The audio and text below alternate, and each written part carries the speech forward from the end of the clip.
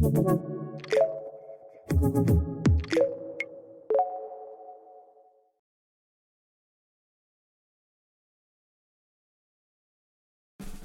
right, responsible day traders, Jason G here with your market weekly rundown. Taking a look at what we can expect to see with the S&P 500 E-minis. Today is Sunday the 11th of December. Let's start by taking a look at the news that's incoming this week. So here we have on responsibledaytrading.com, you can go to the news section here, market news, and you can set your filters for the news you want to see. So I'm looking at US events, high volatility ones that I'm interested in. Nothing on Monday, Tuesday, Wednesday, Thursday is the main news events.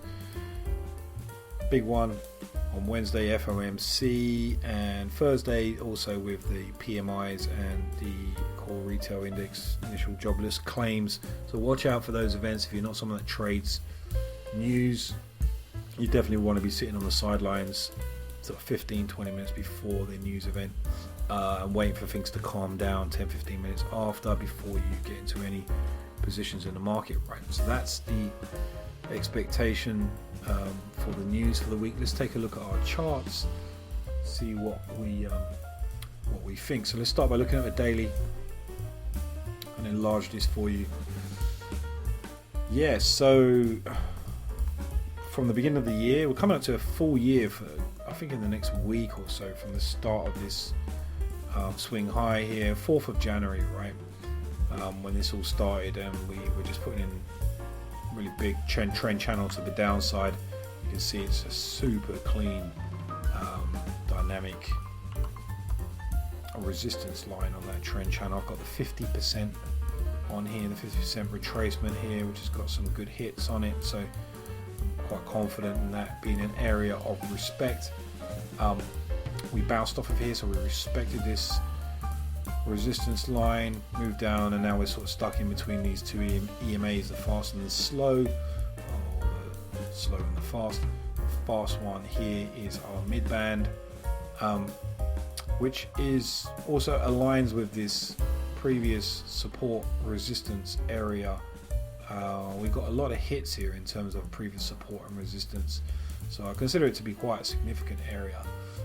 And you know, we've been there for 3 or 4 days, holding, compressing within these EMAs. Whenever price action gets caught in between EMAs like this, it never tends to be much fun. You know, we're just sort of chopping around. Even in sort of larger range, we always sort of chop around here before a decision is made, because you're chopping around in between EMAs. So when it gets tight like this, EMAs get close together, we can just expect a bit of a messy price action until we can break out. And if we do break out or break down, the next level below is over here. That will get you down from 2026 to 39.20 we're at now, to 38.25. It's 100 points away, right? So maybe in the next week or the next few days we could get down there, put in some more support. That would be my next area to be looking out for if we do make it. If you look to the left here, this was an area again of significant price action, not overly significant, but there was definitely, you know, respect and support and resistance in this area. So we could bounce there, and then the next area after that, if we keep going down, you know, we're looking at moving to this 50% retracement line, which lines up quite nicely with a support area. The other scenario is we chop around here, or this holds and then we start to make our way to the upside. We could then either respect again this resistance, dynamic resistance line, or break out. If we break out, all bets are off. It looks like, you know, anything can happen here. We can just really gun it to the upside. There's going to be a lot of people in trouble if we break out of this really super clean resistance line. You can just imagine all these stops hiding behind here. Yeah, you know, so institution stop hunting playground, really. I mean, they're going to have an amazing time if they can break out of here. So I would expect some super volatile price action if we do break out. It's probably going to happen at some point, but we'll see. You know, overall the sentiment is continuing for the last year to the downside, so we've got to be carrying on with that until we see a breakout of this area. Okay, looking at the 10-9, well, let's take a quick look at the MACDs and what they tell us about what's happening with price. Big strong move to the outside of the Bollinger Bands. Everything's in line. There's no real divergence on the MACDs versus price. Really strong color. Look at the color here on that move down. It's not quite as intense as the color on this move down, right? So it's showing signs of strength. A reversal pivot, big strong bars, expectation more to the downside really. I would expect to move to this next level. We'll see, maybe the 50%. We'll see what happens when the MACDs approach the zero line. If we start to roll like this, or put in sort of some divergence, it might be a different story, but keep an eye on what's happening there. 10-9-46.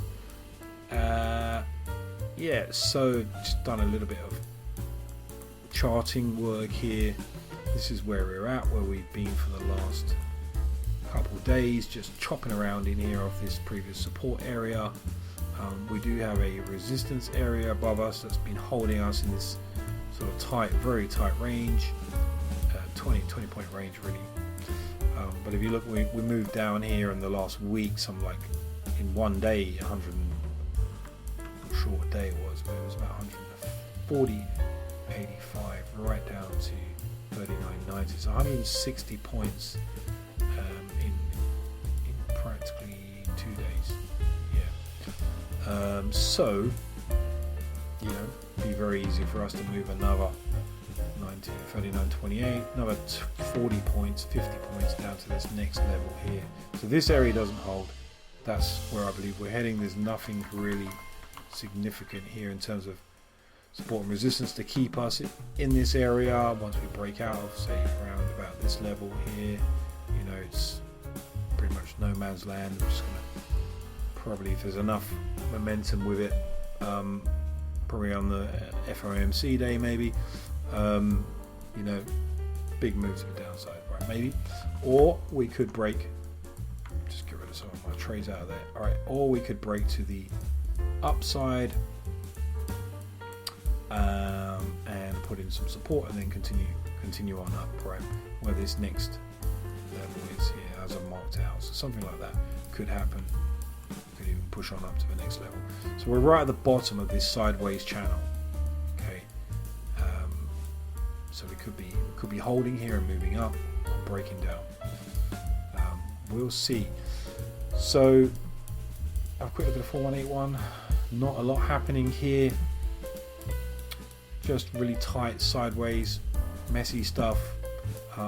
Type of market environment. I would just be sitting on the sidelines, really waiting for more information, wait to see sort of a decision to be made which way we're going to go. And in terms of the trading chart here, again, just a bit of a close-up view. The 1597, just a hot mess here while we wait and see what happens in the few hours leading up to market open. It's another 12 hours really, for 14 hours my time for market open, so we'll see what happens. But that's it for the weekly market rundown, guys. I hope you have a great trading week. Thanks for taking the time to watch this video. If you have any questions or want to leave any comments, please feel free to do so. Don't forget, like and subscribe if you like hearing these weekly rundown videos. Helps motivate us to keep them coming. Yeah, trade well, take care, and I'll see you on the other side.